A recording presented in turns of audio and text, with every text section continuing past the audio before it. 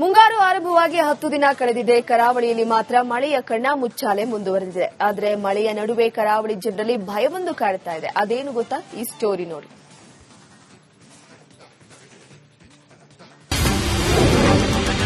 ಕರಾವಳಿಯಲ್ಲಿ ಮತ್ತೆ ಕಡಲ್ಕೊರೆತದ ಭೀತಿ.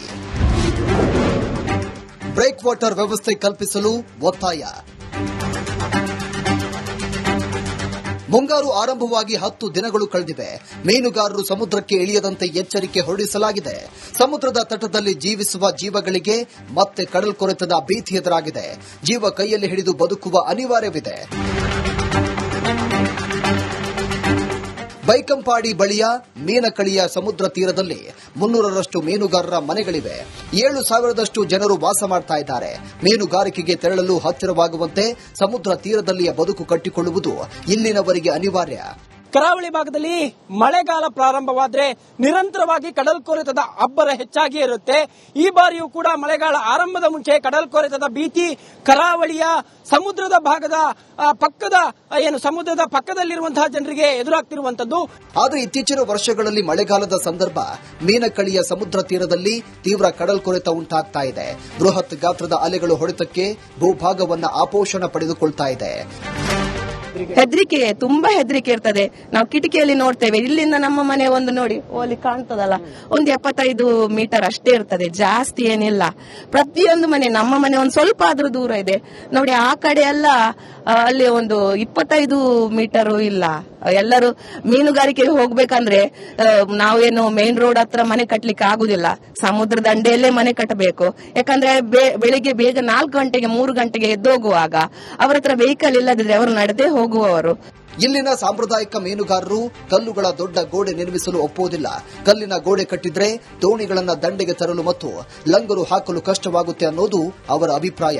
ಅದಕ್ಕಾಗಿ ಮರವಂತೆ ಮಾದರಿಯ ಬ್ರೇಕ್ ವಾಟರ್ ವ್ಯವಸ್ಥೆಯನ್ನ ಕಲ್ಪಿಸಿಕೊಡುವಂತೆ ಒತ್ತಾಯ ಮಾಡಿದ್ದಾರೆ. ಉಡುಪಿ ಜಿಲ್ಲೆಯಲ್ಲಿ ಮಳೆಯ ಕಣ್ಣಾಮುಚ್ಚಾಲೆ ಆಟದಿಂದ ರೈತರು ಕಂಗಾಲಾಗಿದ್ದಾರೆ. ಗದ್ದೆ ಹದಗೊಳಿಸಿ ಬಿತ್ತನೆ ಮಾಡಿ ಮಳೆಯ ನಿರೀಕ್ಷೆಯಲ್ಲಿದ್ದ ರೈತರು ಮುಂಗಾರಿನ ವಿಳಂಬದಿಂದ ಕಂಗೆಟ್ಟಿದ್ದಾರೆ.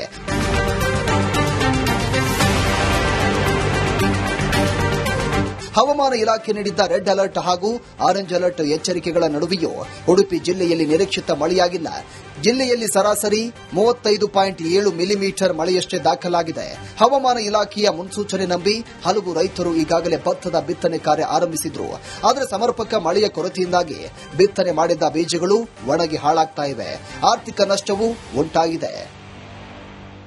ರೈತರು ಈ ಬಾರಿ ಕೂಡ ಮೇ ತಿಂಗಳಿನ ಕೊನೆಯ ವಾರದಲ್ಲಿ ಮಳೆ ಆಗುತ್ತೆ ಅನ್ನುವಂತ ನಿರೀಕ್ಷೆಯಲ್ಲಿ ಇದ್ರು. ಅದಕ್ಕೆ ಬೇಕಾದಂತ ಬಿತ್ತನೆಗೆ ಬೇಕಾಗಿರುವಂತ ಎಲ್ಲ ಸಿದ್ಧತೆಗಳನ್ನು ಕೂಡ ಮಾಡ್ಕೊಂಡಿದ್ರು. ಆದ್ರೆ ಮಳೆರಾಯ ಆರಂಭದ ದಿನದಲ್ಲಿ ಒಂದು ರೀತಿಯಲ್ಲಿ ಕೈ ಕೊಟ್ಟಿದ್ದಂತಾನೆ ಹೇಳ್ಬಹುದು. ಯಾಕಂದ್ರೆ ಜೂನ್ ಮೊದಲ ವಾರದಲ್ಲಿ ಮಳೆ ಆರಂಭ ಆಗಿರುವಂತದ್ದು. ಹಾಗಾಗಿ ಒಂದು ರೀತಿಯಲ್ಲಿ ಕೃಷಿ ಚಟುವಟಿಕೆಯನ್ನ ಚುರುಕುಗೊಳಿಸೋದಕ್ಕೆ ರೈತರು ಸಿದ್ಧರಾಗಿರುವಂತದ್ದು. ಈಗಾಗಲೇ ಉಡುಪಿ ಜಿಲ್ಲೆ ಅಂತ ಹೇಳಿದ್ರೆ ಸ್ವಲ್ಪ ಮಟ್ಟಿಗೆ ಕೃಷಿಯಲ್ಲಿ ಹಿಂದೆ ಉಳಿದಿದ್ರು ಕೂಡ ಸುಮಾರು 36,000 ಹೆಕ್ಟೇರ್ನಷ್ಟು ಕೃಷಿಯನ್ನ ಉಡುಪಿ ಜಿಲ್ಲೆಯಲ್ಲೂ ಕೂಡ ರೈತರು ಮಾಡ್ತಾರೆ. ಮಳೆಯ ಕೊರತೆಯಿಂದ ಹಲವು ರೈತರು ಮತ್ತೆ 2ನೇ ಬಾರಿಗೆ ಚಾಪೆನೆಜಿ ವಿಧಾನದಲ್ಲಿ ನೇರ ನಾಟಿಗೆ ಮುಂದಾಗಿದ್ದಾರೆ.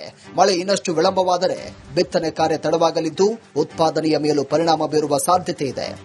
ಏನು ಮೇ ತಿಂಗಳ ಕೊನೆಯಲ್ಲಿ ಮಾನ್ಸೂನ್ ಆಗಮನ ಆಗ್ತದಂತ ಹವಾಮಾನ ಇಲಾಖೆ ಸೂಚನೆಯನ್ನು ಕೊಟ್ಟಿತ್ತು.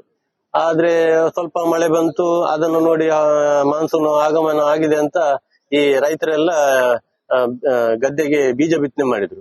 ಅದರ ನಂತರ ಬಿಸಿಲು ಬಂತು. ಆ ವಿಪರೀತ ಬಿಸಿಲಿನಿಂದಾಗಿ ಬಿತ್ತನೆ ಮಾಡಿದ ಬೀಜ ಮೊಳಕೆ ಬಂದ ಮೇಲೆ ಎಲ್ಲ ಒಣಗಿ ಹೋಗಿ ಅವರದ್ದು ಬಿತ್ತನೆ ಮಾಡಿದ ಎಲ್ಲ ಇದು ಹಾಳಾಯ್ತು.